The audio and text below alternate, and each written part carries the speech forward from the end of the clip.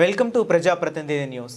చేగుంట మండలం పోలిమామిడి కిష్టాపూర్ గ్రామం వద్ద నిజాంపేట మండలం కల్వకుంట వెంకటాపూర్ గ్రామ రైతులు తమ పంట పొలాలకు మల్లన్న సాగర్ కాలువ నుండి తమ గ్రామానికి కాలువ ద్వారా నీరు ఇవ్వాలని మందు డబ్బాలతో రామాయంపేట టు దౌలతాబాద్ వెళ్లే రహదారిపైన రాస్తా రోకో నిర్వహించారు. విషయం తెలుసుకున్న చేగుంట ఎస్ఐ చైతన్య కుమార్ రెడ్డి, తహసీల్దార్ శివప్రసాద్, ఇరిగేషన్ ఏఈ మమత సంఘటనా స్థలానికి చేరుకుని రైతులతో మాట్లాడి త్వరలోనే మీకు న్యాయం చేస్తామని తెలపడంతో రైతులు రాస్తా రోకోను విరమించారు.